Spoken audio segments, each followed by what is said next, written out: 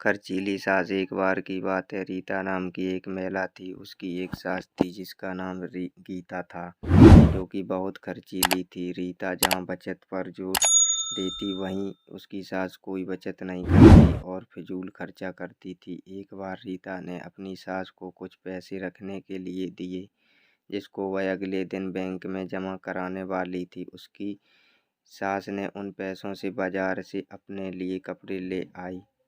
अगले दिन जब रीता ने अपनी सास से पैसे मांगे तो सास ने बताया वह तो उसने खर्च कर दिए हैं। उसने रीता को कहा, बचत करने की कोई ज़रूरत नहीं, ज़िंदगी को अच्छे से जीना चाहिए। रीता अपनी सास को बेफिजूल घर की लाइट जलाने से मना करती थी, जो कि उसकी सास को बिल्कुल पसंद नहीं था। वह इन बातों पर अपनी बहू रीता को डांट देती थी। इसके बाद रीता ने भी निर्णय कर लिया कि वह अपनी सास को रोकेगी नहीं। रीता ने इसके बाद अपनी सास के कमरे का बल्ब लगाकर बदल दिया। सास के पूछने पर रीता ने कहा कि अब वह जितना चाहे उतनी लाइट जला सकती है। एक दिन रीता की सास को पकौड़े खाने की इच्छा हुई। उसने सीमा को पैसे देकर कहा कि जाकर राजू हलवाई की दुकान से पकौड़े ले आओ।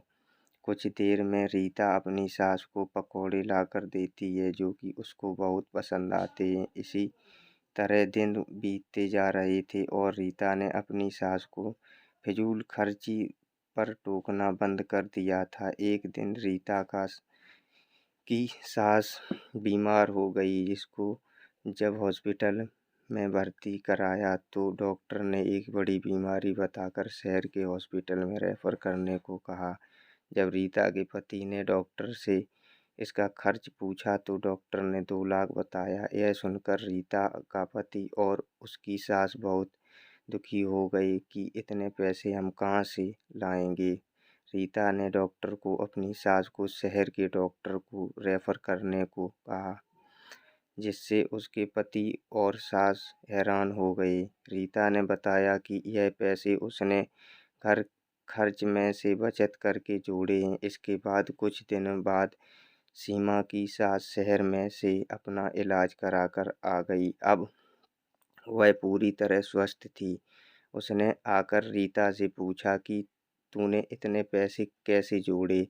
मैं तो तुझे बचत करते समय हमेशा मना करती थी। रीता ने बताया कि मैं सारे घर में कम बिजली प्रयोग करने वाले बल्ब लगाए और जब भी आप मुझे बाहर से पकौड़े लाने को कहती थी तो मैं घर पर ही आपको पकौड़े बनाकर खिलाती थी। उसने रीता की बहुत तारीफ की और खुद भी आगे से पैसे बचाने का निर्णय लिया।